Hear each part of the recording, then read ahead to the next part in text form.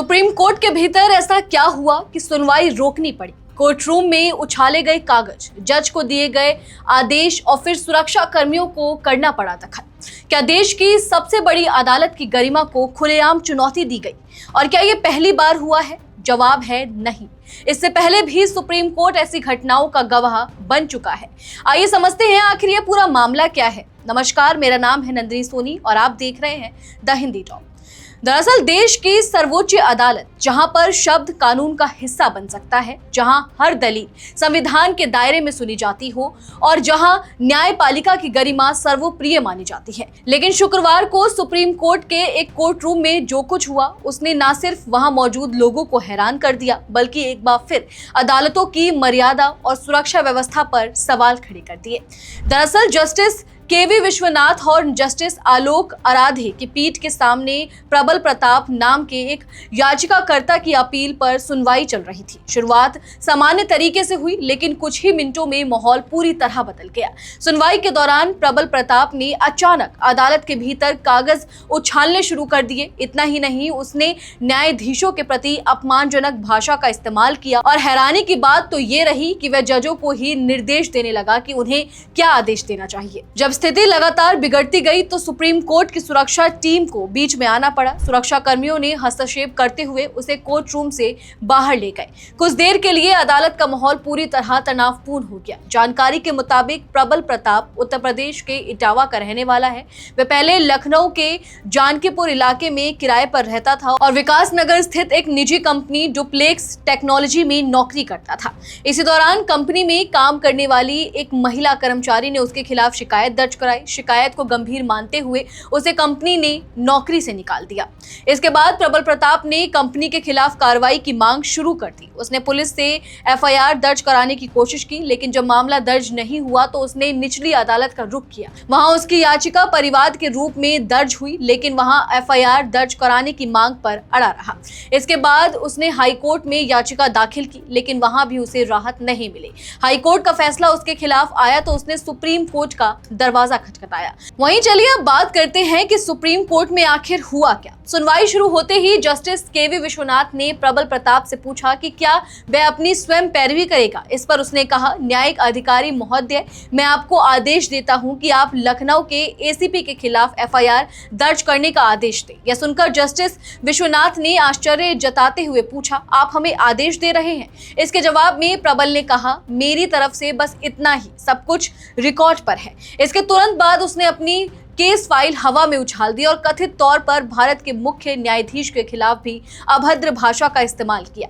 यहीं से माहौल पूरी तरह बिगड़ गया और सुरक्षा कर्मियों को हस्तक्षेप करना पड़ा। फिर भी जजों के प्रति दिखाई गई संवेदनशीलता, इतनी गंभीर घटना के बावजूद अदालत ने संयम नहीं खोया। जस्टिस केवी विश्वनाथ ने कहा, वे बहुत परेशान है, यह उसकी हताशा है, हमें उसके लिए केवल सहानुभूति है, हम उसके खिलाफ कोई कार्रवाई नहीं करना चाहते। हालांकि अदालत ने यह भी स्पष्ट किया कि मामले में हस्तक्षेप करने का कोई कानूनी आधार उन्हें नहीं मिला और याचिका खारिज कर दी गई। कानूनी विशेषज्ञों का कहना है कि अगर कोई अधिवक्ता या पक्षकार अदालत की गरिमा भंग करता या पेशेवर आचरण का उल्लंघन करता है तो उसके खिलाफ एडवोकेट्स एक्ट 1961 के तहत कार्रवाई हो सकती है। पहले प्रारंभिक जांच होती है और आरोप सही पाए जाने पर मामला बार काउंसिल की अनुशासनात्मक समिति के पास जाता है। दोष साबित होने पर चेतावनी से लेकर वकालत पर अस्थायी रोक या फिर बार काउंसिल से नाम हटाने जैसी कार्रवाई भी संभव है। अगर आपको लगता है कि सुप्रीम कोर्ट में ऐसा पहली बार हुआ है तो ऐसा नहीं है। इतिहास में इससे पहले भी अदालत की गरिमा को चुनौती देने वाली घटनाएं सामने आ चुकी हैं। 6 अक्टूबर 2025 को तत्कालीन मुख्य न्यायाधीश बीआर गवई की अदालत में एक और चौंकाने वाली घटना हुई थी। वकील राकेश किशोर ने सुनवाई के दौरान अचानक सनातन का अपमान नहीं सहेंगे के नारे लगाने शुरू कर दिए और कथित तौर पर सीजीआई की ओर जूता उछालने की कोशिश की। हालांकि बाद में न्यायमूर्ति गवई ने इस घटना को ज्यादा महत्व नहीं दिया और इसे भूली बिसरी बात बताया, लेकिन इस घटना ने भी अदालतों की सुरक्षा और न्यायपालिका के सम्मान को लेकर गंभीर बहस छेड़ दी थी।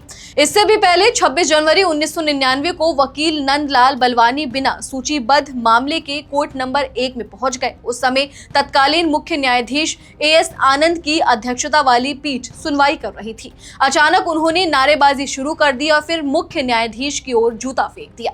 इस घटना ने पूरे न्यायिक तंत्र को हिलाकर रख दिया। 1999 की घटना में सुप्रीम कोर्ट ने उसी दिन कड़ा रुख अपनाया। नंदलाल बलवानी को अदालत की घोर आपराधिक अवमानना का दोषी ठहराया गया। उन्हें 4 महीने की साधारण कैद और 2000 रुपए जुर्माना की सजा सुनाई गई। इतना ही नहीं, बाद में बार काउंसिल ने भी उनके खिलाफ अनुशासनात्मक कार्रवाई करते हुए उनका नाम रिकॉर्ड से हटा दिया और भविष्य में वकालत करने पर रोक लगा दी।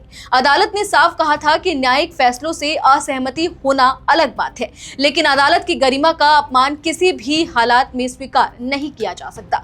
शुक्रवार को कोर्ट रूम में हुआ हंगामा, 2025 में जूता फेंकने की कोशिश और 1999 की ऐतिहासिक अवमानना, तीनों घटनाएं अलग अलग समय की हैं, लेकिन इनसे निकलने वाले संदेश एक ही है। लोकतंत्र में अदालतें सिर्फ फैसला सुनाने की जगह नहीं होती, बल्कि संविधान और न्याय व्यवस्था की सबसे मजबूत संस्थाएं होती हैं। किसी फैसले से असहमति हो सकती है, कानूनी लड़ाई भी लड़ी जा सकती है, लेकिन अदालत की गरिमा और न्यायपालिका का सम्मान हर नागरिक की संवैधानिक जिम्मेदारी है। यही वजह है कि जब भी कोर्ट रूम के भीतर मर्यादा टूटती है तो मामला सिर्फ एक व्यक्ति के व्यवहार तक सीमित नहीं रहता, बल्कि यह पूरे न्यायिक तंत्र की प्रतिष्ठा और लोकतांत्रिक मूल्यों से जुड़ा सवाल बन जाता है।